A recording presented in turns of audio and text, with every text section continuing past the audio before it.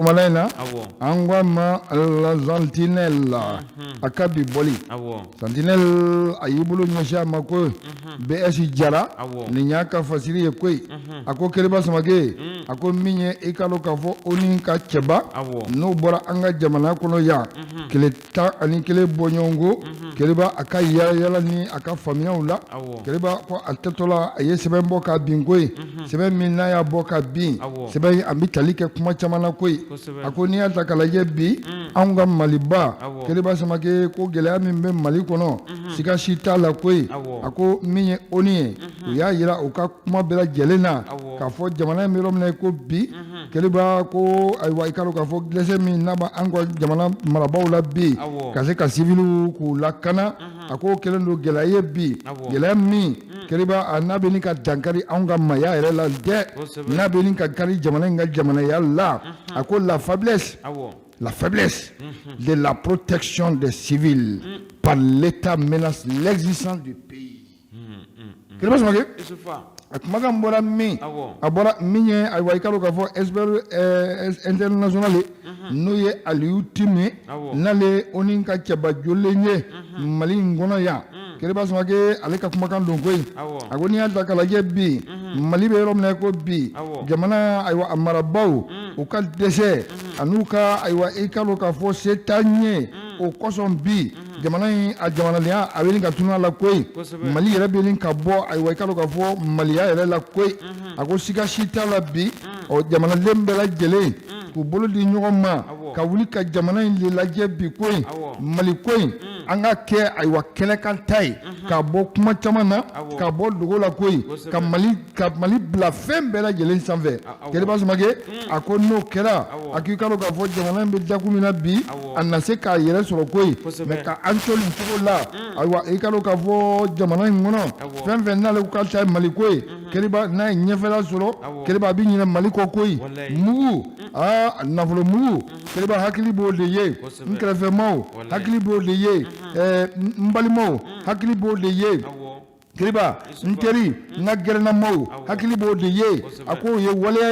wala mi na be jamana la sen ko de koy na fola jamana mi aleka development aba de umbolo kiriba o ye de unde koy munu nu kaka mabla barala abse bara minna baradi mama abi minye don koy o kake aywa no ma ko tay ko blabla aywa jamana nyemo ya bawla kiriba ko barado fenche jugudo koy anga jamana ngono agoni alda kalaje ako hokumu kelen kon la minye alutini ada sera makoy femi president Assimi Goïta keriba ko dantu meninga kala ka mayala koy a présumé assassinat mingala anga misriba kono ya ako ikalo ka fo mi oniye keriba ko luta ko bla koy ako aka senka sadana l'expert lonisien keriba ako minye Assimi Goïta awa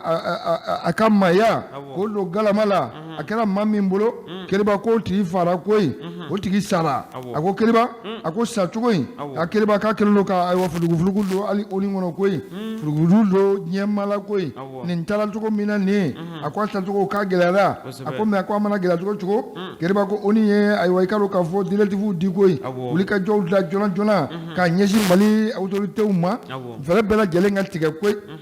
nin sala tugo mina keriba ka wala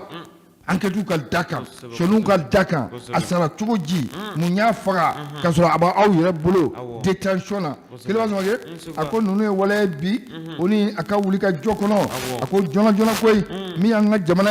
ako jona yere koy mi anga jamana yi kele ba aka nunu wala jona bien ka famiya sura la sabula ako bi amerom ne ko bi ako dal de lendo akante kele ba ko te wala mi ni ay way kalo ka fo nyema ani mali anya kambla sebe munu na no accord international ye keriba kabo usoso koy sabula e kalo ga fo fe droit de l'homme kono alamade keriba ko ben ni kele koy ni ka kan alamade re kono ako mamana faga amana faga to la aka nyedon odi kan fazili anya samal ni kabo la sentinelle kono aka bi boli Facile seulement bien jalanga foli bayi. Angita. Isufa la lettre du peuple avec a bibole au bembolo. Akodi. Minye la colmaître ou yeno e syndicat des enseignants. Isufa ou ka wuli ka jo nunu a suko n'a dugusajɛw Awɔ. a n'a tagabolo Isufa an bɛ don min na i ko bi la lettre du peuple ale kumana fasoden bɛɛ lajɛlen tɔgɔ la A ko di? Isufa a y'a yira k'a fɔ ko min ye lakɔlimɛtiriw ye a ko kɔni ko u ka ko a ye dantɛmɛ kɛ sa Awɔ. ko dantɛmɛ kɛra ten ko lakɔlimɛtiriw u yɛrɛ ko u tɛmɛna u jo kan koyi Awɔ. Isufa min ye k'u ban ko u tɛ kalan kɛ ye lakɔliden kun Awɔ. u bɛ se k'o kɛ min ye grève ye u bɛ se ka grève boloda nka min ye désobéissance civile ye Awɔ. k'i ban baara ma ka tila ka taa kɛ tiɲɛli ye faso kɔnɔ Isufa ko école-maître ko u y'a dama tɛmɛ a dama tɛmɛna k'a dama tɛmɛna Awɔ. Isufa hali n'i y'a sɔrɔ sa fasodenw bɛ ka u musolaka kɛnɛ kan dogo la Awɔ. Isufa kɛnɛ kan yɔrɔ caman caman na Isufa u jalakilen don koyi Awɔ. u ye waleya min ta dɔgɔkun tɛmɛnen ni k'a yira k'a fɔ ko fɔ brevet de technicien n'o ye BTD ye Awɔ. ko o tɛ se k'a ka concours ko olu ka examen ko u t'a kɛ Isufa wulikajɔ ninnu u y'a boloda Awɔ. u nana dabɔ ni min ye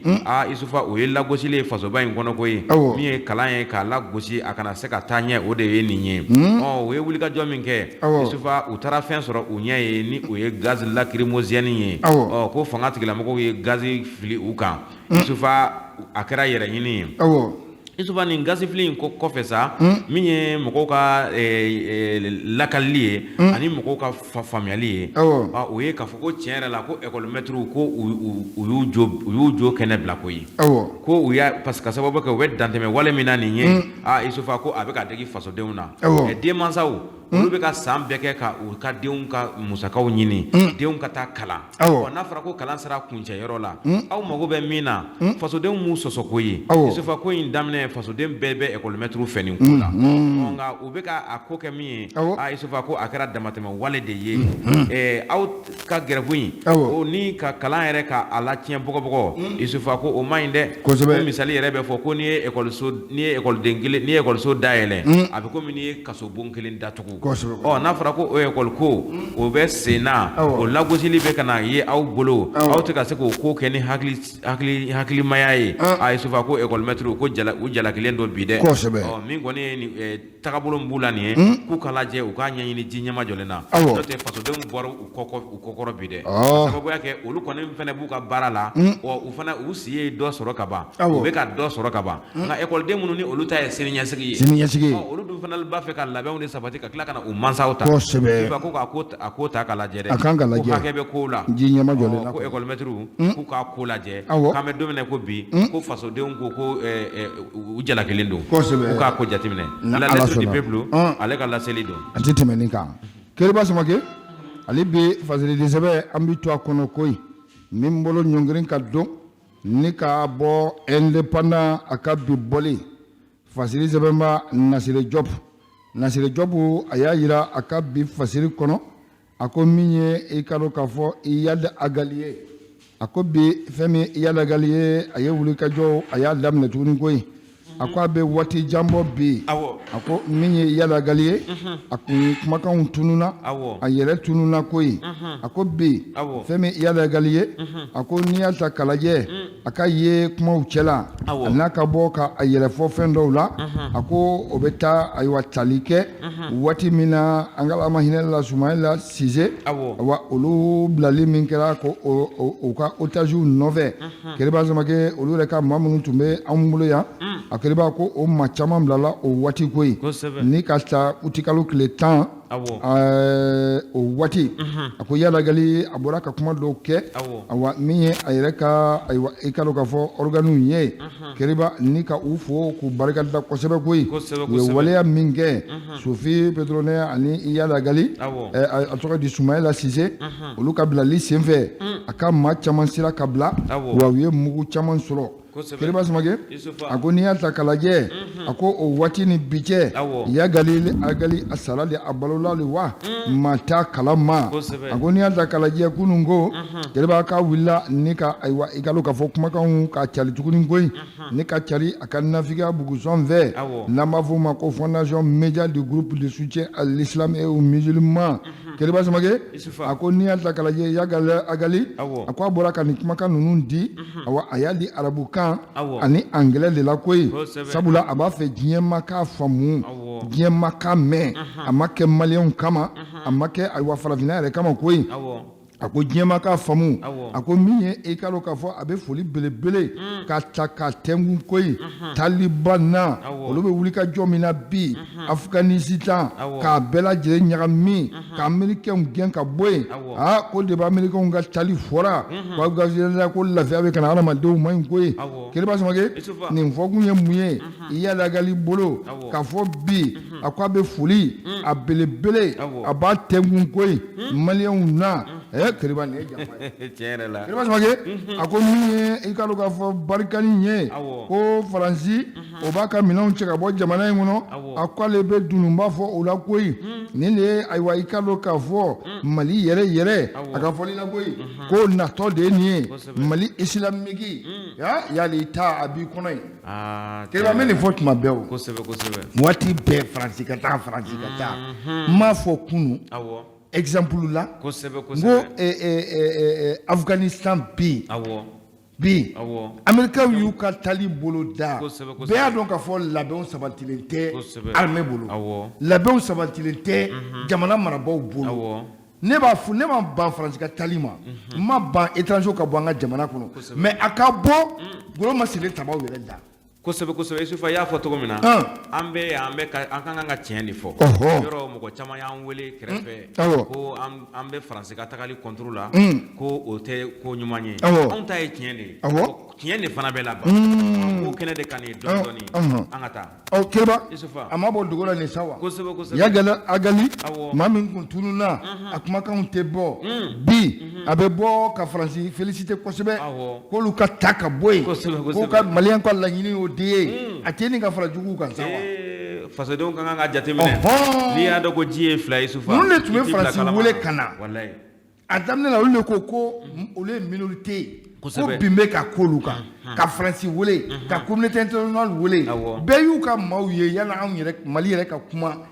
France 24 ni radio wɛrɛw sanfɛ diɲɛ kɔnɔ bɛɛ y'u ka maaw ye u bɛ k'a jira k'a fɔ ko tɔɔrɔ min b'u ka jamana kɔnɔ ko foyi tɛ ko parce que k'olu ma ca la minorité minnu yɛrɛ tun bɛ wuli ka jɔ la u bɛ min bi u mankan tɛ ka tunun nin a bɛɛ les cerveaux ni a nɔkamɔgɔw yɛrɛ u bɛ min bi u mankan tɛ ka tunun a bɛɛ tɛ CNT kɔnɔ bi wa tiɲɛ de bɛ laban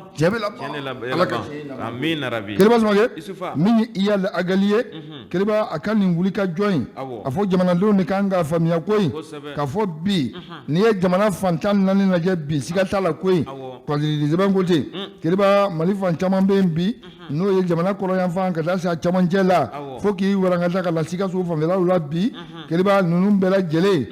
ko da bɛ adamadenw ye sunɔgɔtu ye koyi sabula an ka golo masilen tabaw jamana ka bon u tɛna se ka yɔrɔ bɛɛ matarafa koyi a ko bi o gɛlɛya min bɛ jamana kɔnɔ wa yali a n'a ka cɛlenw u wulilen jɔ ka bɛnbɛnda bi jamana kɔnɔna ye minnu ni an ka golo masilen tabaw tɛ yen keriba k'u bolo da o yɔrɔ ninnu na koyi k'o yɔrɔw madon u la min ye farabuguw ye ka taa se ɲɔniw ma keriba ko ninnu bɛɛ lajɛlen bi a ko a bɛ ayiwa i ka dɔn k'a fɔ nin jatigɛma ninnu ka maraw kɔnɔ koyi o ye waleya ye waleya min n'a kan ka kɔn maliyɛnw bolo waleya min yala n'a kan ka kɛlɛ maliyɛnw bolo ka da kumakan ninnu fasili an y'a sama ni ka bɔ ne bala kɔnɔ a ka bi bɔli a bɛ an ka foli b'a ye Musa Jɔp Minasiri Jɔp an ka foli b'a ye La lettre du peuple Isufa a bɛ n bolo kɔrɔ tuguni Isufa nin ye lasɔmini ye ka saratakɛ kɛ kunnafoni dɔ ye Aliyu Bubakar Jalo la lettre du peuple a y'a fɔ sa ko Aliyu Bubakar Jalo ko a kana kɛ IBK ko ye an bolo yan dɛ ka sababuya kɛ min ye sibiri tɛmɛnen Isufa parti politique caman olu farala ɲɔgɔn kan Isufa ka t'u kan di Aliyu Bubakar Jalo ale ma ADP Maliba ni o ye Aliyu Bubakar Jalo n'ale ye o président d'honneur ye Isufa ninnu ye nin waleya min kɛ nin ye u taara ka taa fara ɲɔgɔn kan k'u kan di belebele in ma ka yira k'a fɔ ko min ye Mali kura ye ko ale de kan ye a buguso dala ko ye san 2000 ani san 22 natɔ jamanakuntigiya ko a bɛnnen don Aliyu Bubakar Jalo la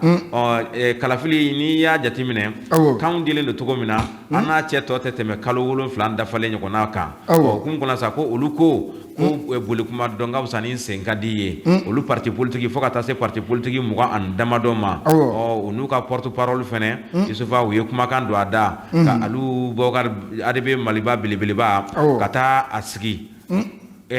ka hôtel de l'amitié Grand Hôtel la Isufa ka taa u kumakan k'o di a ma ko ye min ye la lettre du peuple ye ale ye fasodenw la sɔmi ko min kɛlen filɛ nin ye ko ni ɲɔgɔnna de kɛra IBK la IBK ko kɛra min ye fasodenw bolo o de kosɔn ale fana bɛ bita in walawala ko kelen ka fisa ni bele ye ni parti politique y'u ban kɛlɛ ma k'u ban k'u jɔ u jɔyɔrɔ la k'u ban ɲɛmɔgɔ ɲini ma fo ka taa fɔ k'u bɛ t'u gulo mɔgɔ kelen na Isufa ka tila ka taa i fori ka bɔ kɔrɔ ka jamana marali k'a tiɲɛ a bolo ko nin fana bɛ o de kɔfɔ ko a fana bɛ min ɲɛfɔ Aliyu Bubakar Jalo ye n'o ye ADP Maliba maaw ye k'u kɔlɔsi dɛ minnu faralen filɛ ɲɔgɔn kan ni ka taa jukɔrɔma dondon kɛ k'a laɲini ko fɔ ale kelen de k'a kɛ jamanakuntigi ye kalafili natɔ Isufa ko fasodenw tulo ka kan ka lasɔmi o ka fisa an bɛɛ ka jalaki ɲɔgɔn fɛ sini ma la lettre du peuple ale ka bi bɔlen don ka di fasodenw ma a jo b'a la koyi Mali in kɔnɔ ten ni kasa bɛ min na bɛɛ bɛ boliboli k'i t'i nɔrɔ a la kosɛbɛ an bɛ de fɛ e de bɛ k'an ka jamana maraba ye kosɛbɛ Yɛrɛba n'o nana ayiwa a kana kɛ e bɛ ka ɲɔgɔn ye o jo don dɛ a si tɛ baarakɛla ye a kana kɛ e bɛ ka ɲɔgɔn ye baarakɛla u bɛ nata de kama nata don ka i coron dɔrɔn babu ɲana Keriba n bɛ to indépendant kɔnɔ a ka bi bɔli fasiri sɛbɛnba o bɛ a y'a jira k'a fɔ Keriba ɲininkali a y'a tɔ min da koyi yala an ka Maliba Bamakɔ a kɛra batɛmɛsira ye wa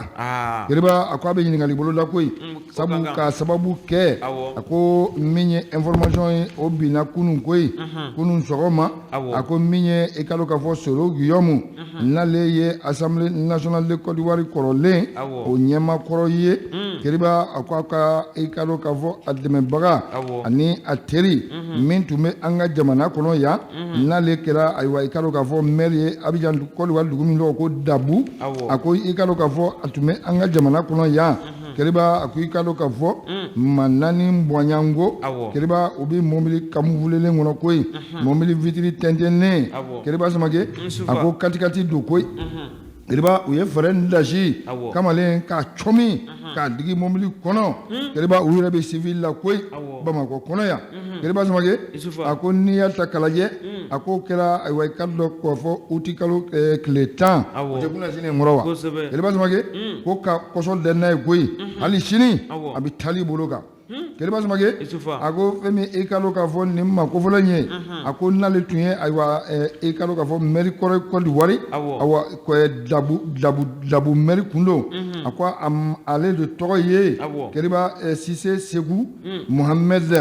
Keriba Samake a ko sikasi t'a la nin ma kofɔlen in Solo Guillaume a kɔkɔrɔlenba yɛrɛ don koyi a ko n'i y'a ta k'a lajɛ a ko min ye Solo Guillaume ka chargé de communication ye Keriba ko de bɔra ni ka ayiwa a perepere latigɛ koyi Musa Touré a ko ni i ka dɔn k'a fɔ mardi don utikalo tile 10 Bamakɔ kɔnɔ yan a k'u ka cɛba dɔ bɛ yen n'o ye Solo kɔkɔrɔmadonba ye Keriba ko bolo dara kan yan koyi bolo dara ka maa min fɛ Keriba k'olu t'o tigi dɔn koyi sabula katikati dɔ de y'a cɛ Keriba vitre tɛntɛ immatriculation t'a la a ko n'i y'a ta k'a lajɛ bi a ko min ye an ka jamana ye Keriba ko ka tɛmɛ communicatif fɛ procureur de la communicatif a ko a ye communiqué bɔ k'a da koyi a ko min ye nin cɛ kofɔlen ye a ko n'o ye Idrissa Mamadou Touré a ko communiqué kɔnɔ n'o ye communicatif procureur ye Keriba a ko n'i y'a ta k'a lajɛ a ko gendarme de ye ayiwa nin cɛ kofɔlen ta koyi sabula bɛnkan min bɛ Mali ani Côte d'Ivoire cɛ Keriba ko cɛ nin k'a ye tiɲɛni caman kɛ ayiwa i ka dɔn k'a fɔ Côte d'Ivoire jamana kan Keriba a k'u y'a ta a ko min ye mandat international ye Keriba ko dalen bɛ nin cɛ kofɔlen nɔfɛ koyi ka na Mali kɔnɔ yan a Keriba ko o kosɔn awa olu ye cɔ min k'a la awa ni ka sa a fɛɛrɛ kɛ ko k'a di Ivoirien ma a tacogo Solo ka chargé de communication o de ɲɛfɔ a tacogo a taara civil de y'a ta wa u kabulolen tun don u bɛ ayiwa katikati kɔnɔ sisan kuma lajɛra min ye communicatif procureur ye a ko mandat d'arrêt de bɛ cɛ nɔfɛ Keriba ne bɛ ɲininkali kɛ yan sa o an fana ka mandat d'arrêt tɛ wa o kɔni Karim Geta nama ya yu tamine awo u fana ka anta di kosɛbɛ Isufa an fana ka nare be ni ka da Elaji Ibrahim Boubacar ta denkɛ Karimu Keita nɔfɛ Keriba u ka ci kana jamana in kɔnɔ a fana ye cɛni caman kɛ o kɛra nama ya nin tun ye Dabu Mɛri o ye cɛni caman kɛ an sera k'o minɛ an y'o minɛ yan an fana ka dugu cibaga o b'u bara ye u fana ka minɛ ka d'a ma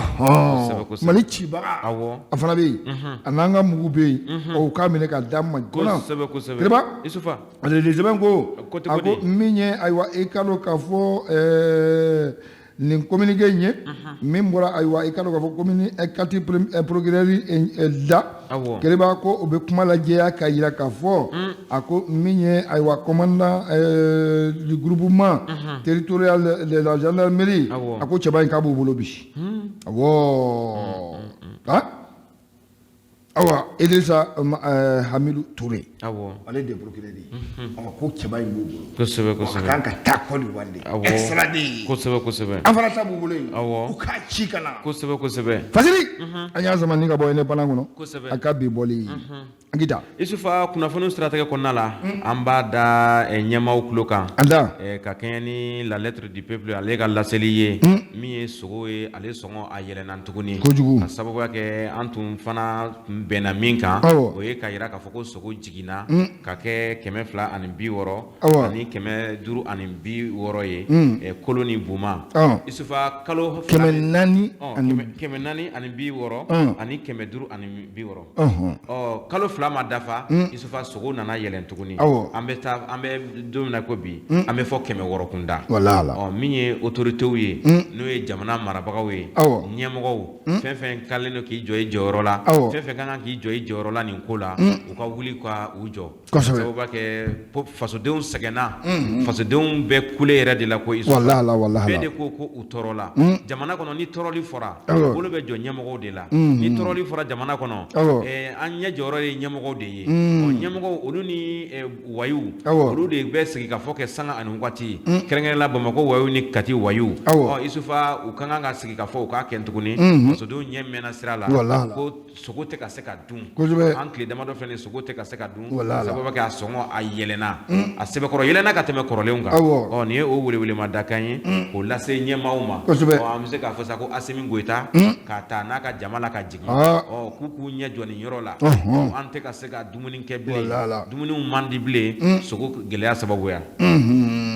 Keriba Isufa ci dir'u ma ko ye u k'a faamu Keriba an bɛ to ne bana kɔnɔ a ka bi bɔli parce que sɛbɛn bɛla Abulaye Jara Jarakɛ a ko n'i y'a ta k'a lajɛ bi Keriba a ko min ye Mopti région ye o da bɛ adamadenw ye a ko sinon t'u ye koyi ko sabula ka da civil kunda a ko bi Mopti région jɛnɛ kɔnɔ Keriba ko gɛlɛya talen don k'ayiwa i ka dɔn k'a fɔ an ka civil sɛgɛrɛ bi kosɛbɛ koyi a ko fɛn min i ka dɔn k'a fɔ depuis gɛlɛya min kɛra n'o kɛra ayiwa i ka dɔn k'a fɔ mercredi don ka uti kalo tile 4 Keriba fo ka se bi ma a ko i ka dɔn k'a fɔ nin yɔrɔ kofɔlen ninnu Keriba ko a maaw ma lafiya koyi u ma lafiya wa u tɛ lafiya abada sabula Keriba ko a bɛ ayiwa i ka dɔn k'a fɔ tile 5 tile 4 bɔɲɔgɔnko bɔ bi Keriba Banbanciwale maaw u kɛlen ka daga ta ka sigi ninnu dala koyi min ye fagala ye ka na se nasanina ma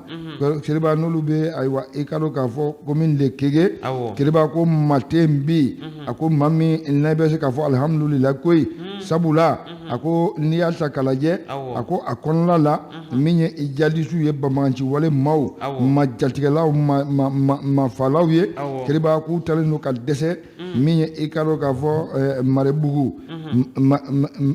Marebugu Keriba k'u dagalen don ayiwa i ka dɔn k'a fɔ u ni donsow Keriba mugu bɛ ci cogo min na a bɛ ci maaw bɛ bana la maaw bɛ fa la Keriba Samake a ko min ye i ka dɔn k'a fɔ nin Banbanciwale maaw ye u kɛlen don k'u ka ayiwa i ka dɔn k'a fɔ buguw sigi maaw ka foro de camancɛ la koyi nin yɔrɔ kofɔlen ninnu na Keriba ka duguni ka encercler k'a magɛn mati bɔ mati don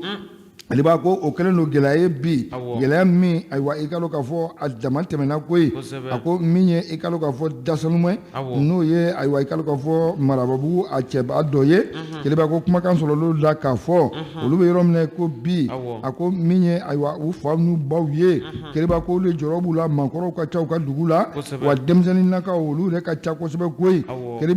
a ko n'a tɛmɛna nin kan a ko min ye i ka dɔn k'a fɔ kɔngɔ ye kele b'a ko bɛ dankari maaw la kosɛbɛ ko ye sabula mati do mati bɔ sifinaka a tɛ kun ye la abada sirabanin kelen min n'o bɛ dugu traverser e ka ye o kan kele a ko n'o kɛra dɔrɔn mugu de bɛ ci la koyi a t'i ɲɛɲini k'a faamuya bɛɛ datugulen don bɛɛ b'i ka so de bi a ko min y'an ka golo masilen tabaw ye kele b'a ko a bɛ ka mɛn ka se nin yɔrɔ kofɔlen ninnu na koyi sabula jamanadenw u hakili bɛ an ka golo masilen tabaw de la u na se ka olu bɔ nin jahila kɔnɔ bi a ko golo masilen tabaw k'u senna ka suma nin yɔrɔ ninnu na awa i ka dɔn k'a fɔ min ye ayiwa hali communication ye kele b'a ko bɛ ka na dɔɔni dɔɔni de sinɔn ko o si kun tɛ u bɛ bamaji wale maaw y'a bɛɛ tiɲɛ kele b'a bi a ko olu ta ye degun dan ye koyi wa communication bɛ ka na cogo min na bi a ko jɛnɛna lamini kele b'a samakɛ ko kumakanw bɛ ka bɔ senganw bɛ ka bɔ keleba ka wuli k'i kunda u kan ka se k'u dɛmɛ k'u bɔ nin gɛlɛya kɔnɔ u ka laɲiniw de bi an ka golo masilen tabaw fɛ fanga bɛ maa minnu bolo bi Isufa o kan ka lajɛ walahi o kan ka lajɛ dɛ ɲɛ jigin tan tɛ sunɔgɔ walahi fasodenw jigi ye lakana tigilamɔgɔw de n'u ye kibaruya mɛn yɔrɔ min na Isufa o kan k'u sen fa u sen ka suma de minɛ ka suma de awɔ an b'a fɔ k'u tɛ taa nka sumaya min b'a ko la o b'a sɔrɔ di sumaya ye tiɲɛ ye heure kelen heure fila heure saba o b'i faamu hali Isufa an bɛ tagabolo min na bi na tile kelen ye ma kɛ Isufa o ye sumaya jigilatigɛ dalo walahi kosɛbɛ k'a ko lajɛ a bɛ jamanadenw galabu kari kosɛbɛ keleba samakɛ nin tɛ baasi ye an ka maa welelen bi sɔgɔmada in na a ye kɛnɛ sɔrɔ kosɛbɛ Umar Kulubali consultant en économie DOC ale b'an bolo kɔrɔ sɔgɔmada in na an b'a fɔ Kulubali i ni sɔgɔma Kulubalikɛ ko ni baasi tɛ denbaya don consultant en économie a walawala an ye dɔɔnin an ka faamuya aw bɛ wari ko a walawala bisimila an b'a lamɛnbaga bɛɛ lajɛlen fo bɛɛ tulo b'i la ka radio fréquence 3 ɲɛmaaw bɛɛ lajɛlen o kan ka fo olu ka kan aw yɛrɛ fo a ye plateau mun d'a ma an ka se ka kuma awɔ ne ye économiste ye awɔ consultant en économie o y'a bureau de bɛ n bolo mun bɛ hakili jagabɔ kɛ sɔrɔ kan parce que économie ti nafolo yɛrɛ ye nafolo mugu n b'a misaliya surundi wagati surunya kama n'i ye yirisun turulen k'i jɔ k'i miiri a la ni yiri nafa wɛrɛ jumɛn bɛ se ka bɔ yiri na ni suma tɛ nafa wɛrɛ jumɛn bɛ se ka bɔ yiri la n'a den tɛ yiri in yɛrɛ bɛ se ka bayɛlɛma ka kɛ mun fɛn suguya wɛrɛ n'a bɛ se ka jamana nafa o kɔrɔ fɛn minnu b'an ka dugukolo jukɔrɔ fɛn minnu b'a sanfɛ fɛn minnu bɛ a kɔnɔ a bɛ se ka bayɛlɛma cogo di ka se ka jamanadenw nafa n'a ma to a état naturel la a cogoya kɔrɔ yɛrɛ la donc an ka baara fanba bɛ o de kan o de économie n'an b'a fɔ o ma l'administration des ressources rares Kulubalikɛ nin faamuyana an b'i yɛrɛ fɔ k'i waleɲuman dɔn Radio FR3 tɔgɔ la bi sɔgɔmada in na an ka wele ser'i ma Kulubali ɲininkali fɔlɔ yala bɛɛ b'a fɔ tuma bɛɛ k'a fɔ an ka jamana ko fantan jamana don o kuma o ye tiɲɛ ye wa ni tiɲɛ don mun y'a kɛ tiɲɛ ye ni tiɲɛ tɛ Mali bi Mali ka ressource i bɛ se k'i da don la ka dɔ fɔ an ɲa la jamanadenw k'a faamu wa dakuruɲa kelen an ka jamana tɛ fantan jamana ye a ma deli ka kɛ fantan jamana ye n ko Kanku Musa bɔra yan de walahi dans l'histoire du monde exemple ba ye hali bi an tɛ taa histoire kɔnɔ tuguni sanu min bɛ anw ka dugukolo kan yan a bɛ farafinna dugukolo jumɛn kan sanu bɔla min bɛ anw fɛ yan a bɛ farafinna dugukolo jumɛn kan kelen baji bɛ anw fɛ yan maaw bɛ ɲaga kɔgɔji la mais baji nafa ka bon kɔgɔji ye kosɛbɛ jɛgɛ bɛ baji de la sɛnɛ bɛ kɛ ni baji de ye bagan bɛ balo baji de la bagan bɛ anw fɛ yan yiri bɛ anw fɛ yan mais mun se ka maana bilen ala Modibo Keyita ye nin fɔ a sɔn tan n bɛ n ka indépendance ta sabula n bɛ bagan mara n bɛ n ka indépendance ta sabula n ka jamanadenw bɛ se commerce la n bɛ n ka indépendance ta sabula n ka jamanadenw bɛ se sɛnɛ la nin fɔra an ka tɛmɛ ko ye bisimila mun se ka ma anw fɛ yan bilen ma b'i yɛrɛ ɲininka sɛgɛn tɛ yan jamana in kɔnɔ dɔrɔn fɛn damadaman de tunna sɔrɔ la pour que ka jamanaden ka se ka sɔrɔ kɛ baarayɔrɔ la sɔrɔ ka se ka kɛ du kɔnɔ sɔrɔ ka kɛ fɛn damadaman bɛ yen fo ka se ka sabati o fɛn fɔlɔ o ye maloya ye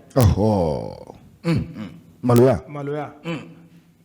yɔrɔ o yɔrɔ la ni maloya tununa fɛn bɛɛ bɛ se ka kɛ donc sɔrɔ kɛyɔrɔ la ni maloya tɛ yen maloya ye jumɛn i ka man ka mun kɛ i y'o kɛ i man ka min dun i k'o dun i y'o dun donc o ye fɛn critère ye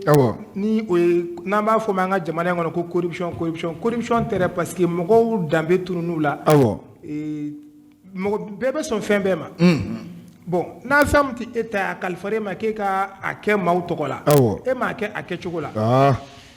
donc a bɛ gɛlɛya donc n'i ye jamana in ta k'a lajɛ o gɛlɛya de bɛ an kan kosɛbɛ sinon k'a fɔ de ko Mali ye fantan jamana ye ou bien ko fɛn tɛ an fɛ an ka jamana kɔnɔ yan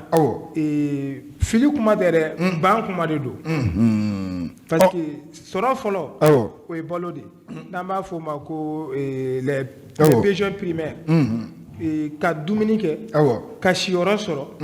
donc ne hakili la o gɛlɛya tɛ Mali la dugukolo b'an bolo kojugu ko siyɔrɔ ka se ka gɛlɛya an ma n taara an bɛna taa balo mun ɲini kɛnɛma Sikaso région dɔrɔn bɛ Mali balo fɛn bɛɛ bɛ ɲɛ Sikaso dugukolo la Mopti région bɛ se ka Mali balo malo sɛnɛ na hali ni ma se Segu région ma mais mun gɛlɛya de bɛ an kan yan mais et pourtant misi min bɛ anw fɛ yan marché international bɛ anw fɛ yan de bétail saya fato ma bagan sugu bɛɛ bɛ ɲɛ an ka dugukolo kan yan wallahi Sikaso la suman siya bɛɛ bɛ ɲɛ an ka dugukolo kan yan nɔ mais et pourtant n'i y'a jateminɛ kɔngɔ bɛ an ka jamanaden na kojugu nin ye tiɲɛ ye dɛ nin ye tiɲɛ ye ka malo sɔrɔ k'a dun bi tilela la o ye luxe de ye Mali la n'i ko luxe o ye mɔgɔbaya de ye bi kosɛbɛ e malo sɛnɛ jamana e ka malo sɛnɛ k'a dun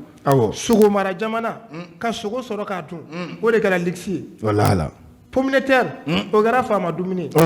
sinon n'i y'o fɔ o bɛ sɛnɛ an fɛ Sikaso yan n'i kun taara Sikaso pomme de terre dɔrɔmɛ 10 ou bien dɔrɔmɛ 5 la a bɛ maa fa a tun bɛ maa fa mais bi ni o kilo ko o ye 100 ni kɔ ye o tɛ maa fa ko ye dɛ min yɛrɛ ye maa fa ko ye ko ka lemuruba peser Mali kɔnɔ wallahi i bɛ mun bɔ dɔrɔn ka t'i ka foro la ka mun tigɛ k'a dun i natɔ b'a di maaw ma sira kan kaba kɛnɛ o kɛra sarakati ye kosɛbɛ kaba n'i ka saraka bɔra kan bi wari i ye baara sɔrɔ nin ye tiɲɛ dɛ woro mun n'i taara denkundi la cɛkɔrɔba yɛrɛ tɛmɛtɔw bɛ woro di ɲɔgɔn ma kare kɔnɔ bi woro kɛra sigarɛti ye a kɛra i b'a fɔ woro yɛrɛ tɛ sɛnɛ bilen an yɛrɛ ni woro ko kɔni donc o la tant que o ko ninnu bɛ sen na an b'a yira k'a fɔ jamana sɔrɔ a tɛ ka don a don sira fɛ a bayɛlɛma cogo tɛ ka yɛlɛma a bayɛlɛma cogo fɛ a misaliya surunna farafin siyɛfan i b'a fɔ ko farafin siyɛ tɛ anw ka mara fɛ o yɛrɛ tɛ yen bilen bɛɛ ye siyɛ mara dabila fɔlɔ a mana kɛ cogo o cogo ni ekɔli bila la n'i ye denmisɛnninw bila ka taa so u natɔ u ni siyɛ bɛ na i b'o siyɛ min bila i ka du kɔnɔ i bɛ san bɛɛ kɛ k'a siyɛfan dun kamifan u b'a ci ka bɔ village la ka na ka d'i ma village yɛrɛ tɛ yen bilen denmisɛnninw yɛrɛ tɛ taa so bilen bɛɛ bɛ Bamakɔ bi donc e nana ka bɔ so e tun bɛ segin so mais e ye denw sɔrɔ olu yɛrɛ tɛ ka segin so sɔrɔ cogo di wallahi a bɛ na ni gɛlɛya ye donc maliyɛn yɛrɛ tɛ Mali kɔnɔ bilen bon ni maliyɛn tɛ Mali kɔnɔ étrangers nana Mali la an bɛ fɛ Mali ka jɔ cogo di olu bɛ n'a ta de u bɛ taa n'a ye Mali problème filɛ o ye tiɲɛ Sikaso la dɛ wallahi n'i taara an ka ekɔlisow la bi ekɔliba minnu bɛ yen k'an bɛ taa waribaw don a la bi a ekɔli karamɔgɔ bɛɛ ye étranger béninois congolais an denw bɛna n'o tubabukanw de y'an ka so an b'a fɔ ko moi ma fille la kalandenw de ne m'a ka tubabukan mɛn mais village yɛrɛ ye mun ye a t'o dɔn donc mun bɛ k'a kalan o bɛ tubabukan mun fɔ a ye a mago b'o tubabukan ye kosɛbɛ donc nin bɛɛ bɛ jouer an ka économie kan parce que ninnu bɛna ni nafolo mun ta ni ekɔliba ninnu na an ka commerçant baw de denw fana bɛ o ekɔlibaw la o kɛra fierté olu fana bolo nin ye tiɲɛ donc olu fana b'o nafolo sɔrɔ cogo o cogo olu bɛ taa o don o la n'i ye den kelen ka ekɔli sara lajɛ bi jamana kɔnɔ miliyɔn 1 miliyɔn 2 ko ne yɛrɛ ma se ka n den ka ekɔli ko ɲɛnabɔ fɔlɔ o bɛ se ka foro joli sɛnɛ a ka gɛlɛn n'an banna dugukolo la ka ban bagan mara ma ka ban mɔnikɛ ma ka ban baara sifaya bɛɛ lajɛlen ma ko fo an denw ka taa ekɔli la étrangers k'u kalan an ka miliyɔn ta ka d'u ma o b'a miliyɔn ta u bɛ taa n'a ye dɛ u bɛ taa n'a ye a ka gɛlɛn ka don an ka carré dɔ kɔnɔ ko togolais du filɛ sénégalais du filɛ Guinéen du filɛ mais e ka taa jamana wɛrɛw la ba ye maliyɛnw de ka dugukolo sannen bɛ fan bɛɛ fɛ mais wari tɛ jamana kɔnɔ cogo di a fasila wari bɛ jamana kɔnɔ maloya de banna o ne ka faamu cogo ye ni maloya sera ka segin ka na parce que pour que dunko jugu in ka se ka dabila fo adamadenw ka malo fɔlɔ n'a fɔra ko karisa taara kaso la fo village la kumasulu k'a ye mun kɛ k'a ye jamana nafolo dun karisa la k'aw ka karisa de taara kaso la nin ye maloya la ko ye bi ko ye k'a ye jamana nafolo dun carré kɔnɔ surtout fɛn bɛɛ ka fisa k'a ye faso nafolo dun k'e kɛra kumasulu mɔgɔ ye e y'an ka kabila kumasulu e mɔkɛ ta mɔkɛ ma nin kɛ an ka so an tun bɛ saya kɔrɔ dɔn nin ye tiɲɛ bon o tɛ yen bi o kaso kɛra fierté bon ni kaso kɛra fierté kaso ma dabɔ a bɛna tɔɔrɔ min da i farikolo kan o kaso dabɔra a bɛna tɔɔrɔ min da i danbe kan ni e yɛrɛ tigɛra i danbe la dun kaso bɛ mun kɛ e la donc moi je pense que o yɔrɔnin tant que an m'o lajɛ an mago bɛ sɔrɔ mun na sɔrɔ in tɛ se ka lawaleya parce que maa kelen bɛ jama nin yɔrɔ dun walayi o de ka ca a dafa ye mun ye ɲɛmɔgɔ tanya bɛ Mali la an ko tiɲɛ fɔ dɛ jama tɛ jɛ ka dilanli kɛ fo ɲɛmɔgɔ ɲuman donc ni ɲɛmɔgɔ f'a k'a dɔn ale de ye ɲɛmɔgɔ ye siga t'o la k'a fɔ de e ye maaw bila baara la n dɛsɛr'u la o tɛ tiɲɛ i b'i jɔ i jɔyɔrɔ de la ɲɛmɔgɔ tilennen o ye maa ye maa mun bɛ bɛɛ sɔn fɔ kosɛbɛ siga t'o la dɛ maa mun bɛ bɛɛ bila i place la maa mun bɛ bɛɛ ka défaut f'i ye maa mun bɛ bɛɛ ka fili fɔ i ye kosɛbɛ maa mun bɛɛ ka cɛsiri f'i ye o ɲɛmɔgɔ ko de bɛ Mali la mais ni ɲɛmɔgɔ yɛrɛ ma kɛ maa ladiri ye ɲɛmɔgɔ ma kɛ maa tilennen ye a tɛ se ka kɔmɔgɔ jalaki o la dɛ kɔmɔgɔ tɛ se ka jalaki ni ɲɛmɔgɔ yɛrɛ ni kɔmɔgɔw jɛra ka foroba nafolo yɛrɛ ŋanamu dun o y'o bannen ye siga t'o la Mali gɛlɛya ani an ka sɔrɔ mun tanya mun bɛ an na o de ye kɔlɔlɔ bɛ jamana in kɔnɔ kosɛbɛ i y'a fɔ i ka kuma kɔnɔ ɲininkali fɔlɔ la k'a fɔ an ka jamana tɛ fantan jamana ye mais yala Mali ressources min bɛ Mali kɔnɔ a kɔkanna n'a duguma t'a la n'a tilacogo ɲɛna jamanaden bɛɛ bɛ se k'i yɛrɛ y'a kɔnɔ lafiya la wa i b'a dɔn ninnu jaabi tɛ yɔrɔ jan tan yɛrɛ sanu min dɔrɔn n'a contrat bɛ an bolo n'a bɛ ka bɔ n'i taara an ka douane na u k'a f'i ye yɛrɛ mun yɛrɛ bɛ ka bɔ sira ɲuman yɛrɛ fɛ maliyɛn si tɛ sɛgɛn n bɛ misaliya ta sanu dɔrɔn kan kɔɔri sɛnɛ jɔra o sinon kɔɔri bɛ mun don Mali yɛrɛ kɔnɔ sanu t'a don an kɔnɔ waati tɛmɛna an kɔni c'est que Ala ye diɲɛ dan k'a tilan dugukolow tilan ka maaw sigiyɔrɔw bɔ ɲɔgɔn na mais Ala ye sigiyɔrɔ ɲumanba di Mali ma dɛ walahi siga t'a la Ala ye sigiyɔrɔ min di an ma fulaw bɛ an fɛ yan Tabouti mara kɔnɔ nɔnɔ mais nɔnɔ ye balo ye o nɔnɔ ye sɔrɔ ye o nɔnɔ ka bɛ se ka bayɛlɛma o sira caman fɛ n'i taara Mopti siya caman bɛ yen dɛ Ala ye fɛn wɛrɛ kɛ Mali ye siya kelen kɔnɔ kan 100 ni kɔ wa ni si ka bolola baara cogoya tɛ kelen ye kosɛbɛ siga t'o la donc sɔrɔ minnu bɛ an fɛ yan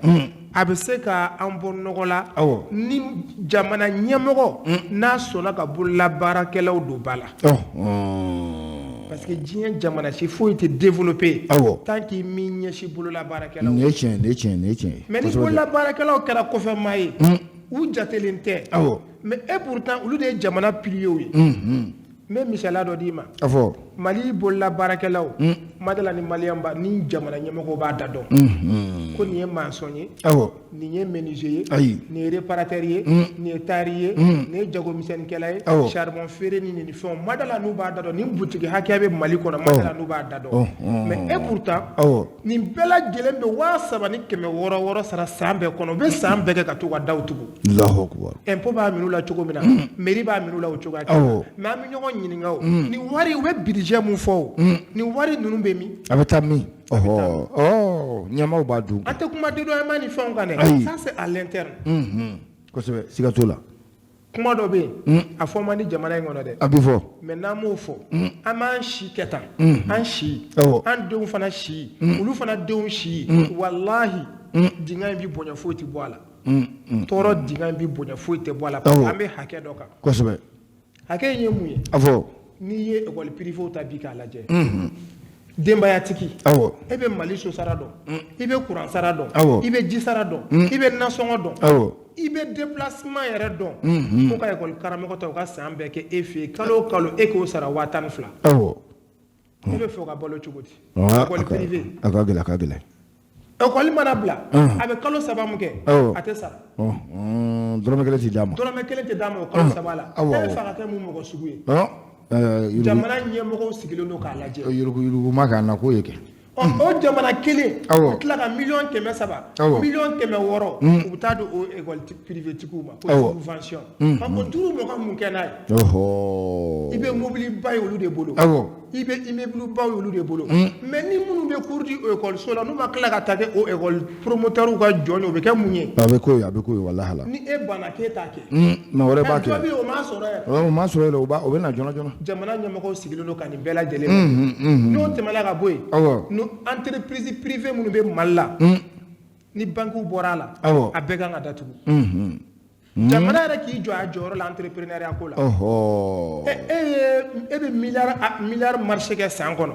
36 milliards 20 milliards i b'a milliard ba kumaw de mɛn mais maaw de b'u bolo u bɛ minnu sara 7,000 kalo la walahi 5,000 yɛrɛ 5,000 e bɛ fɛ olu ka kɛ mun mɔgɔ sugu ye a ka gɛlɛn n'i da maga la peut-être e bolo sirilen don a mɔgɔ dɔ la o de la kuma in tɛ se ka fɔ e ka sagasɔngɔ sirilen don a la i ka denkundi ko dɔw sirilen don a la i ka kɔɲɔ ko dɔw sirilen don a la e tɛ solution tɛ e bolo i ka baara yɛrɛ ka se k'a yiriwa k'a sababuya kɛ jamana yɛrɛ ka sariya ta jamana yɛrɛ ye sariya ta ko fantan ka sa fantanya la faama ka sa faamaya la an b'o de bolo ka to faamaw ka bɔ ɲɔgɔn nu ma faamadenw ka bɔ ɲɔgɔn nu ma o sariya de bɛ jamana in donc n'e kɛra kuma fɔbaga ye i b'i kɔlɔsi yɛrɛ la dɛ o cɛ ko kelen de b'i kisi ala ye maa mun dan dugutigiya kama den mun dan dugutigiya kama o bɛ k'a ye o tɛ sa bamananw o dɔrɔn de bɛ se k'i kisi sinon ni o tɛ i kisi man di kosɛbɛ sɔrɔ mun bɛ an bolo a ka ca Mali ma Mali bɛ se ka Afrique de l'Ouest ta sɔrɔ la ka Afrique de l'Ouest bɛɛ lajɛlen balo sɔrɔ la parce que ne ma nafa wɛrɛ ye sɔrɔ la balo kɔ fɔlɔ ne b'o de faamu ne ma nafa wɛrɛ ye sɔrɔ la hadamadenw ka balo fɔlɔ an bɛɛ ka siyɔrɔ sɔrɔ an bɛɛ ka dumuni kɛ ka an fa an bɛɛ ka kɛnɛya sɔrɔ parce que u bɛ mun fɛ ko kalan o tɛ kalan ye o éducation in kelen de ye fila ta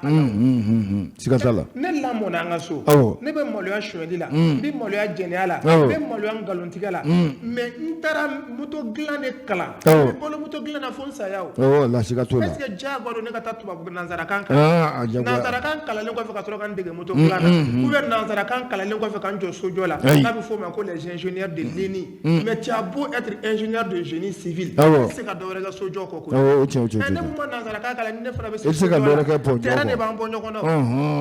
e mun taara goudron dilan kalan ani ne mun fana y'a manœuvreya fana kɛ e ye tubabukan de kalan k'i ta kalan mais chinois ye chinois kan de kalan k'a ta kɛ o américain ye anglais de kalan k'a ta kɛ siga t'o la de kalan k'a ta kɛ donc an kana école la taga in kɛ i b'a fɔ o de ye kalan ye o tɛ tiɲɛ ye fili fɔlɔ filɛ nin ye an bɛ taa école la ka kan kalan ka sɔrɔ k'an dege métier la maliyɛn ma o de faamu bon an ka métier minnu b'an ka dugukolo kɔ kan n'olu tɛ ka taa mɔgɔ dɔ ka kan kalan n'olu yɛrɛ de bɛ ka an servir quotidiennement an ka ba don olu ka ɲinɛ kelen b'olu de kɔ ɲinɛ kelen bɛ olu de kɔ sɛnɛkɛla voilà o tɛ jate jamanadenw fɛ u mago t'o la bagangɛnna o ma kalan o tɛ jate o ma kalan a tɔgɔ di réparateur o ma kalan mécanicien o ma kalan ayi commerçant détaillant o ma kalan bɛɛ de dɔ de kalan ka kɛ nin ye ten mati wuli yɛrɛ ma tɛ ka kɛ commerçant détaillant mati wuli yɛrɛ ma ka kɛ commerçant détaillant ten dɛ commerce a fana bɛ kalan de ko ye a bɛ kalan de a bɛ kalan sugu de kɔnɔ faamuya dɔw b'a la f'olu ka ɲɛ yira la de sinon tɛ wuli yɛrɛ ma ka kɛ commerçant kan cɛ n ye wari mɔgɔ caman y'u ka retraite anticipée tɛ yan nɔ a b'u kɔnɔ k'a ka nɔgɔ a b'u kɔnɔ ko transport ka nɔgɔ a b'u kɔnɔ ko commerçant ka nɔgɔ a b'u kɔnɔ ko nin ka nɔgɔ nin ka nɔgɔ a bɛ cogo ji bi i kɛra transporteur ye cogo cogo i ye chauffeur kalan école la cogo cogo école la cogo cogo n'a ma Moti n'a ma Bamakɔ ni Gawo boli a ka auto na se ka kɛ chauffeur a t'a dɔn kosɛbɛ donc technique o bɛ kalan école la école kɛkun ka hakili dayɛlɛ ka hakili dege fɛsɛfɛsɛli la ka fɛn kuraw yira hakili la pour que n'an b'a fɔ o ma comparaison ka to ka kow da ɲɔgɔn kɔrɔ k'a yira k'a fɔ kow bɛ changer kow tɛ kelen ye kow bɛ yɛlɛma o ye kalan technique dɔ ye mais pratique malien yɛlɛlen don pratique ko o cɛ hali an bɛ ka camion san bi k'a di sénégalais de ma u k'a boli k'a di ivoirien de ma u k'a boli wallahi an ka menuisiers étrangers de bɛ k'a kɛ bi an ka sow mana dilan safuda étrangers de bɛ k'a kɛ bi hali an ka peinture an ka carreaux étrangers de bɛ ka nin kɛ bi hali an ka fini kala an bɛ ka don wolof wallahi ani benina o kosɛbɛ a ɲuman caman bɛ an fɛ yan olu ye ba u ka jamana mɔgɔw ye ba de don u ta la an ka jamana ɲɛmɔgɔw ka sariya ta u ka ba don bolola baarakɛlaw ka baara tagabolo kosɛbɛ u k'u dɛmɛ ni baarakɛminɛnw ye u bɛna ni subvention minnu ye kojuguba dɔ bɛ jamana kɔnɔ ne y'a dénoncer a mɛnna dɛ APJ bɛ créer san mun na ne ko ni kɔni ka chômeurs ka retraite de préparer wallahi musaka min donna APJ créer la ka se bi ma k'i ta san kelen k'e bɛ taa baara kalan na gouvernement ka baara kala k'i bila ka tila k'i bila san kelen dafalen kɔfɛ ni nafoloba in bɛɛ bɛ voter ko ka don e la a bɛ mun ɲɛ après wallahi n'i ye soudeur dɔw ta ka réparateur dɔw ta ka mécanicien dɔw ta n'an b'a fɔ a ma ko reconversion ne ye anglais de kalan anglais baara ye mun ye diɲɛ kɔnɔ anglais kan fɔ tɛ i b'o di soudeur dɔ ma i bɛ musaka min don a la san kelen kɔnɔ i b'o don minɛn na ka di soudeur kɛ in ma i ka san kelen k'a fɛ yen a b'i dɔ ɲɛ jamana ye a b'a évaluer ni évaluation ɲɛna a bɛ financement ɲini ka garage dayɛlɛ ka kɛ baara bɛɛ lajɛlen kɔnɔna na mais ka taa 5 di o ta sɛ mara ka tɛmɛ farafin sɛ kan an bɛ hakɛ to dɛ o bayɛlɛma ko minnu bɛ ka don an na dɛ an yɛrɛ de kuma bɛ ka yɛlɛma ten n'an ma bɔ bayɛlɛma kow kɔnɔ ka don an ka kɔrɔlenw kɔnɔ ka na naturel la ala ye fɛnw dan cogo min na ka fɛnw to o cogoya kelen na ala ye hakili minnu d'an ma ka baara kɛ ni o hakili ye an bɛ to kuma yɛlɛma a bɛ gɛlɛya donc f'an ka sɔn minnu bɛ k'u yɛrɛ faga ye n'e taatɔ so e ka moto tiɲɛna jɔn b'a dilan i bɛ jɔ réparateur i bɛ jɔ yen il a du mal tuma dɔ la clé min b'a bolo k'a b'a baara kɛ a se foyi t'a ye olu ti dɛmɛ ANPE bɛ yen FAFPA bɛ yen APJ bɛ yen moi j'ai pas compris ninnu bɛɛ direction de EPA de don a créé a ma dabɔ foyi kama ka ninnu n'a ɲɔgɔnnaw dɛmɛ ayi a ma dabɔ ka ninnu dɛmɛ dɛ n ka karamɔgɔ ye karisa ye n ka mɔgɔ ye karisa ye n'a kɛra directeur a bɛ mobili sɔrɔ a bɛ bon sɔrɔ fɛn dabɔra nin de kama pour un pays sérieux pourquoi pas de ne pas créer seulement une direction nationale pour l'emploi il suit une direction nationale pour l'emploi chef de division chef de division APJ bɛ ka mun kɛ chef de division mobilité d'i ma e ka fisa jamanaden tɔw ye ANP DG ka charge kelen dɔrɔn bɛ baara joli kelen Mali wallahi APJ kelen DG ka baara bɛ charge fɛn joli kɛ Mali kɔnɔ FAFPA bɛ o kɛ cogoya kelen na u bɛ bali b'u ye kungo dɔ kɔnɔna na ko an taara 300 millions 400 millions k'an taara o di i bɛ taa sɔrɔ misi kɔrɔ 3 4 bɛ yen ko ambusu nafa dɔ sennen don ka manɔgɔ 3 bulon kɔnɔ ko jɛgɛ mara sɛden 3 o talen don k'o bila yen ko u bɛ ka sɛ mara kɛ ou bien sɛfan mara kɛ mais o wari yɛrɛ tɛ audité parce que ko c'est des fonds internationaux o fonds international de ye problème ye an ka jamana kɔnɔ siga t'a la anw ka fonds bɛ an bolo o dun cogo tɛ fɔ an ye dɛ n'an de wuli ko fonds international an b'an diɲɛ ma b'an dɛmɛ ni min ye wallahi karamɔgɔ mana geribudenw mara cogo o cogo k'a fɔ a ye taa ɲinini kɛ kɛnɛma ka na karamɔgɔ bɛ sɛgɛn kɛ i b'a sɔrɔ digiɲɛ dɔ b'a yɛrɛ bolo wallahi mais ni karamɔgɔ ko k'a ka balo garibudenw ka garibu palan na malala garibu bɛ mun d'a ma n'o na k'a bɛɛ yɛrɛ n'o na garibu yɛrɛ bɛ dɔ dogo an minnu bɛ taa anw ka fɛnw yɛrɛ nɔfɛ ka olu ta b'a la minnu b'a di ta b'a la minnu y'u ci u ta b'a la a bɛ ka minɛ minnu kama olu de tɛ foyi wallahi intermédiaire bɛɛ bɛ dɔ ta kɔnɔ donc jamana yɛrɛ problème ba ye nin de siga tɛ nin na Kulubalikɛ an b'i fɔ an b'i waleɲuman dɔn an b'a yira limaniya la k'a fɔ an ka maa welelen bi o de ye Umaru Kulubali monsieur Umaru Kulubali consultant en économie n'i y'a ta k'a lajɛ Kulubali Mali bi min ye jamanadenw ka hakɛ an bɛ transition de kɔnɔ bi k'a fɔ ko bɛɛ ka hakɛ bɛ se ka segin ma a ka gɛlɛn mais est-ce que tɛ se ka sira ta min bɛ na ni o kɔfɛ min bɛna olu na se ka da olu ka sira kan wa o tɛ se ka kɛ wa hakɛ tarakilen don Mali kɔnɔ kosɛbɛ dɛ non i ye kuma fɔ kuma ɲɛna mais tilala ka kuma tiɲɛ bɛɛ ka hakɛ bɛ se ka di ma sini sɔgɔma cogo di ala ye fanga de di o il va que toi là tout le monde commande ta ça tout hizu man tasha yuhizu man tasha tout hilju laylu fil nahar wa tout hilju naharu fil layli innaka ala kulli shay'in qadir fanga ya ali ala de tayi na ya dima ba di mama min ka dai o chen ni limaniara iti to fanga na ibo don li ni limaniara iti to jen na ibo don be ma ko hake duma fanga e fenyi bigi dorone do ka maaw ka hake duma degera dorone do ka sinye doron ne fe ni ne ka kɛ jamana ɲɛmɔgɔ ayi ala sɔnna o ka kɛ o parce que ala ye fanga di e de ma mais ka maaw la munumunu karisa de kan ka kɛ karisa de man ka kɛ an ka ɲɔgɔn nɛgɛ ni ɲɔgɔn janfan bɔ a la jamana ɲɛmaa bannen do ni jamana ɲɛmaa banna a tigi bi ko tigiya yɔrɔ bi caya donc hakɛ in ala k'an sɔn jamana ɲɛmaa la mun bɛ sɔn ka limaniya mun bɛ sɔn ka dɔn ko ala de ye fanga in kalifa ale ma k'ale to yɔrɔ tɛ k'ale ta tɛ k'ale bɛ taa k'a to a kɛra kɛnɛya kɔnɔ a kɛra saya kɔnɔ a kɛra fɛn o fɛn kɔnɔ k'ale bɛ taa ka fanga in to i b'a dɔn limaniyabaliya filanan ye mun ye fanga in na u bɛ ɲinɛ mun kɔ k'u kɔnɔ f'u b'a fɔ an k'a prolonger an k'a surunya an k'a sama i b'a fɔ olu b'u si dan dɔn i b'a fɔ minnu bɛ sa sini olu t'o la minnu bɛ sa bi yɛrɛ kɛ i b'a fɔ k'olu t'o la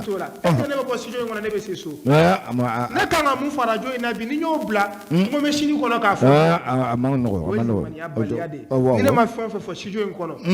ɲininkali minnu bɛ ka tengu na c'est que n t'o dɔw bɛ ɲinana o kɔ kosɛbɛ sinon est ce que n bɛna sigi nin studio in kɔnɔ tuguni ka nin sansi sɔrɔ ka nin kuma in ɲɔgɔnna wɛrɛ fɔ donc an bɛ dugawu kɛ an ka jamana ɲɛmaaw ala ka limaniya de d'u ma limaniya tɛ dɔwɛrɛ ye dɛ f'i k'a dɔn ko ala ye nin o nin dan a nin bɛɛ lajɛlen bɛ saya nɛnɛ kosɛbɛ siga t'o la n y'o fɔ ala ye nin o nin dan a ye fanga dɔ kalifa a ma ka hinɛ dɔw mɔgɔ dɔw bila i ka hinɛ kɔnɔ siga t'o la n'i m'u tɔɲɔ i ka hinɛ kɔni ma s'u ma o tiɲɛ e de b'a choisi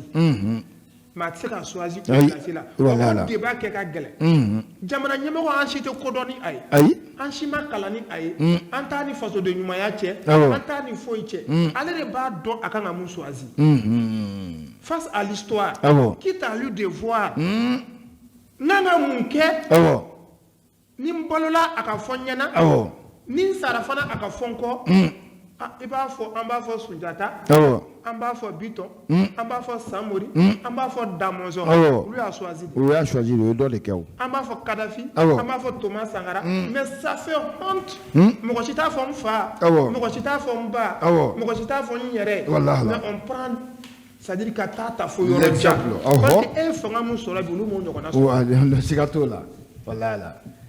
balimakɛ Kulubali a tɛ fɔ ka tɛmɛ nin kan n'Ala sɔnna an bɛ labɛnw sabati ka don wɛrɛ ma kɔnɔ sabula waati n'a ka waati bunna an na foli ani kumakan laban bon an bɛ aw de fo parce que an ye caman fɔ ɲinan kɛlen don aw fana kɔ ni maa mun b'a aw kumakanw lamɛn arajo la jamana bɛɛ bɛ aw fɛ bɛɛ bɛ aw fɛ bɛɛ bɛ aw lamɛn mais aw lafiyalen tɛ aw sécuriselen tɛ n'a ye mun sago kuma fɔ don min na o bɛ nisɔndiya n'a ye mun fana ta tana fɔ don min na ala de b'aw kisi donc an b'aw fo ka dugawu kɛ aw ye ala k'aw kisi ne ye Umaru Kulubali ye je suis économiste et nga cabinet bɛ n bolo si consultant en économie an bɛ maaw bila sira sɔrɔ sira fɛ sɔrɔ yiriwali sira fɛ o ye ne ka baara ye n'Ala sɔnna n bɛ parti politique la n ye politique mɔgɔ ye n bɛ tɔn min na o ye PRVM faso ko n'i ye n donnen o parti in kɔnɔ n ye économiste ye mais n donna a la parce que o parti in tagabolo de ye danbe ye danaya ani laadiriya n'Ala sɔnna Kulubali n'Ala sɔnna an bɛ layidu di lamɛnbaaw ma message cayara kosɛbɛ an bɛ layidu di lamɛnbaaw ma ni Ala n'a kira sɔnna an bɛ ɲɔgɔn sɔrɔ nin kɛnɛ ka tɛ kɛ basi ye ko a na bɛ dɛsɛ Keriba waati gunna kojugu an bɛ foli di bɛɛ ma an bɛ foli lamɛnbaga bɛɛ lajɛlen ma an bɛ taa ORTM na Sadio Mayiga ani ATT u bɛ lamɛn na ko ka foli lase le grand ATT Madame Mayiga Kɛlɛtu Bankura Torokɔrɔbugu Aja Ba Sadio Traoré Maɲamugu Kulibali ani Urisi hippodrome na an bɛ ninnu bɛɛ lajɛlen fo ka bɛɛ fɔ ka waleɲuman ko bɛɛ k'i niyɔrɔ foli sɔrɔ in kɔnɔ bi sɔgɔmada in na micro juru Keriba Samake Yusu Kone Yusufa nɛgɛ kɛrɛfɛ juru Awoyi Traoré aw k'an bɛn sini inchallah bi taa an b'a ɲɔngiri yan